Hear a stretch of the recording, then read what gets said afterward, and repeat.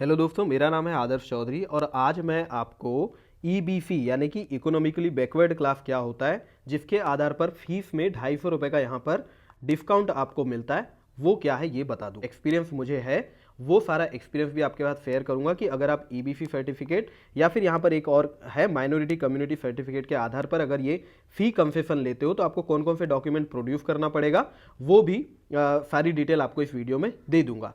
जो लोग पूरा वीडियो नहीं देखना चाहते, उन्हें अगर सिर्फ मेरा ओपिनियन जानना है तो मैं अपना ओपिनियन आपको बता रहा हूँ कि आपको फी कंसेशन के चक्कर में बिल्कुल नहीं जाना चाहिए। आपको 500 रुपये फीस पे कर देनी चाहिए।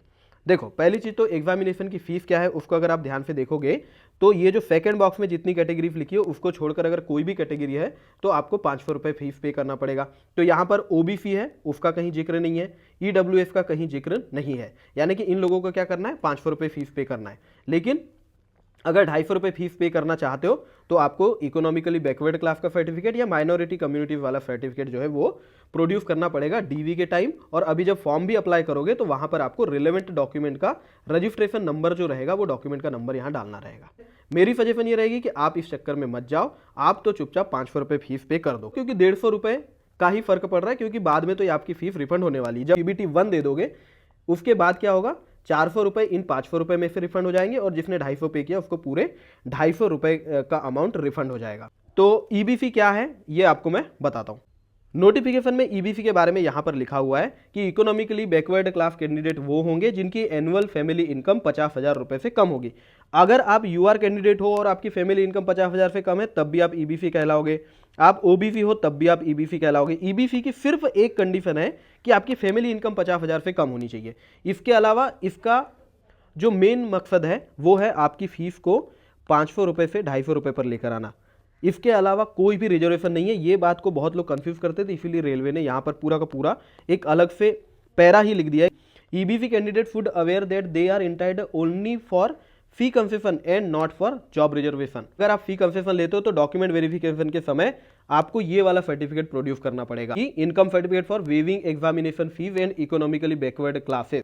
माइनॉरिटी कम्युनिटी भी अगर आप फी कंसेशन ले रहे हो तो नॉन जुडिशियल स्टाम्प पेपर पर आपको डिक्लेरेशन देना पड़ेगा। क्या है वो डिक्लेरेशन, यहाँ पर अगर आप देखो तो ये देखो, माइनॉरिटी कैंडिडेट के लिए एग्जामिनेशन फी में वेवर ऑफ एग्जामिनेशन फी के लिए आपको ये सर्टिफिकेट इस फॉर्मेट में डिक्लेरेशन के रूप में देना पड़ेगा। लेकिन इसको काय पर बनाना पड़ेगा, आपको नॉन जुडिशियल स्टाम्प पेपर पर। देखो अभी नोटिफिकेशन में जो लिखा है वही आपको नॉन जुडिशियल स्टाम्प पेपर पर। नॉन जुडिशियल स्टाम्प पेपर मान लो आप 50 रुपये का भी बनाते हो तो नोटरी का भी पैसा लगेगा जिससे आप टाइप करवाओगे।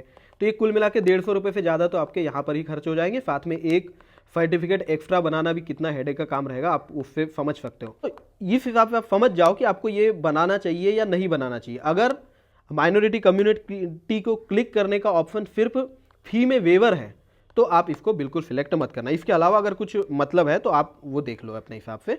माइनॉरिटी कम्युनिटी के अलावा जो भी कैंडिडेट रहेंगे उनके लिए ये वाला फॉर्म जो है इस फॉर्मेट में बना करके आपको देना पड़ेगा। आप यहाँ पर देख सकते हो, ईबीसी कैंडिडेट को डॉक्यूमेंट वेरिफिकेशन के समय ये भर के देना पड़ेगा, submitted by economically backward class. अब यहाँ तो और दिक्कत है, यहाँ पर इशूइंग अथॉरिटी का स्टाम्प लगेगा, फील फाइन लगेगी, फी सारा लिखा रहेगा। मतलब इनकम सर्टिफिकेट लेकर के आप अथॉरिटी के पास जाओगे, फिर ये इतना ये लिखा हुआ है कि इससे नीचे की अथॉरिटी इसको इशू नहीं करेगी।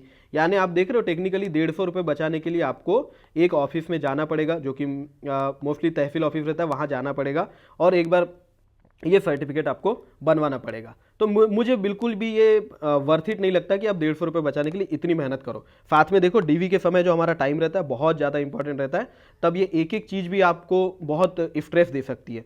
और साथ में बीच में इतनी सारी मिस इन्फॉर्मेशन फैलती रहती है कि अगर आप ये सब करते हो तो आप उसमें कहीं ना कहीं अपने आप को मुश्किल में ही पाते हो, तो वो सबसे भी आप बच सकोगे। तो ये सब चीज़ों से बचने के लिए मेरी सजेशन आपको ये रहेगी कि आप सबमिट मत करना। मैंने अपने टाइम में क्या किया था, मैंने ईबीसी से फॉर्म अप्लाई किया था पिछले साल 2000 मतलब पिछली आरआरबी एनटीपीसी 2019 की मैं बात कर रहा हूँ।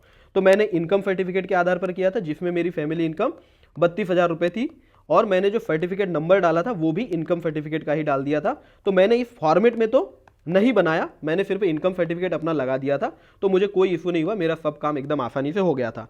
लेकिन ईबीसी को लेकर के इतनी ज़्यादा प्रॉब्लम बाकी लोगों को हुई है, कई सारे लोगों को हुई है कि आपके इमेजिन करने से भी अधिक है वो। पहली बात तो शुरू में 15 दिन के लिए उनको पेंडिंग में डाल दिया गया, क्योंकि जब डॉक्यूमेंट वेरिफिकेशन स्टार्ट हुआ तो कुछ पता नहीं था कि जिनके पास ईबीएफई सर्टिफिकेट नहीं है उनका क्या करना है। फिर धीरे धीरे कहीं पर ये हुआ कि अब वो 250 रुपये का आपसे रेलवे स्टेशन से चालान कटवाने लगे कि आपने 250 रुपये का लाभ लिया था तो आप ये 250 रुपये का चालान भर दो। अब आप देख रहे हो यहाँ पर क्या हुआ कि कोई रिफंड तो उनको अमाउंट 250 ही मिला, लेकिन यहाँ पर जाकर के फिर 250 रुपये भरना पड़ा। लेकिन देखो बहुत ज़्यादा प्रॉब्लम्स हुई थी, तो आप प्लीज़ इस चक्कर में मत पड़ो, आप चुपचाप ये ईबीएफई का लाभ मत लो। ये मेरा ओपिनियन है, मैं आपको कुछ ऐसे नहीं बता रहा हूँ, ये मेरा ओपिनियन है, बाकी आपकी मर्जी। उम्मीद है ये वीडियो से आपको क्लैरिटी मिल गई होगी कि अगर आप ईबीएफई से फॉर्म भरते हो तो क्या क्या सारी चीज़ें आगे रहने वाली है। और भी सारे वीडियोस मैं आपके लिए बनाता रहूँगा। Thank you very much, all the best.